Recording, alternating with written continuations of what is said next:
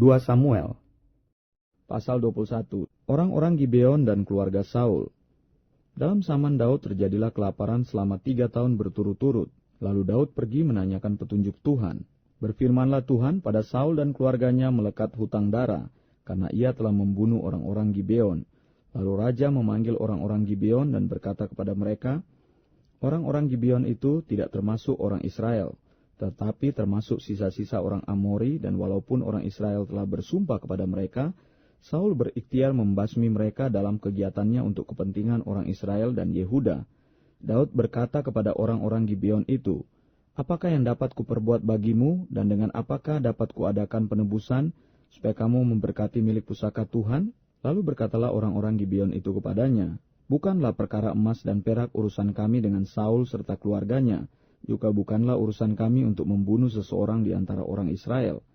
Tetapi kata Daud, apakah yang kamu kendaki akan kuperbuat bagimu? Sesudah itu berkatalah mereka kepada raja, dari orang yang hendak membinasakan kami dan yang bermaksud memunahkan kami, sehingga kami tidak mendapat tempat dimanapun di daerah Israel. Biarlah diserahkan 7 orang anaknya laki-laki kepada kami, supaya kami menggantung mereka di hadapan Tuhan di Gibeon, di bukit Tuhan. Lalu berkatalah raja, aku akan menyerahkan mereka. Tetapi raja merasa sayang kepada Mephiboset bin Yonatan bin Saul, karena sumpah demi Tuhan ada di antara mereka, di antara Daud dan Yonatan bin Saul. Lalu raja mengambil kedua anak laki-laki Rispa binti Aya, yang dilahirkannya bagi Saul, yakni Armoni dan Mephiboset. Dan kelima anak laki-laki Merab binti Saul, yang dilahirkannya bagi Adriel bin Barsilai orang Mehola itu. Kemudian diserahkannyalah mereka ke dalam tangan orang-orang Gibeon itu. Orang-orang ini menggantung mereka di atas bukit di hadapan Tuhan. Ketujuh orang itu tewas bersama-sama. Mereka telah dihukum mati pada awal musim menuai, pada permulaan musim menuai jelai. Lalu Rispa binti Aya mengambil kain karung dan membentangkannya bagi dirinya di atas gunung batu. Dari permulaan musim menuai sampai tercurah air dari langit ke atas mayat mereka. Ia tidak membiarkan burung-burung di udara mendatangi mayat mereka pada siang hari, ataupun binatang-binatang di hutan pada malam hari. Ketika diberitahukan kepada Daud apa yang diperbuat Rispa binti Aya gundik Saul itu, maka pergilah Daud mengambil tulang-tulang Saul dan tulang-tulang Yonatan anaknya dari warga-warga kota Yabes Gilead yang telah mencuri tulang-tulang itu dari tanah lapang di Bet-San, tempat orang Filistin menggantung mereka.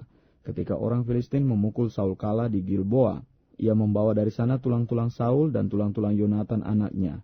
Dikumpulkannyalah juga tulang-tulang orang-orang yang digantung tadi. Lalu dikuburkan bersama-sama tulang-tulang Saul dan Yonatan anaknya di tanah Benyamin di Sela di dalam kubur Kis ayahnya. Orang melakukan segala sesuatu yang diperintahkan raja, maka sesudah itu Allah mengabulkan doa untuk negeri itu. Peperangan melawan orang Filistin. Ketika terjadi lagi peperangan antara orang Filistin dan orang Israel, maka berangkatlah Daud bersama-sama dengan orang-orangnya, lalu berperang melawan orang-orang Filistin sampai Daud menjadi letih lesu. Yisbi Benob yang termasuk keturunan raksasa, berat tombaknya 300 sikal tembaga, dan ia menyandang pedang yang baru, menyangka dapat menewaskan Daud.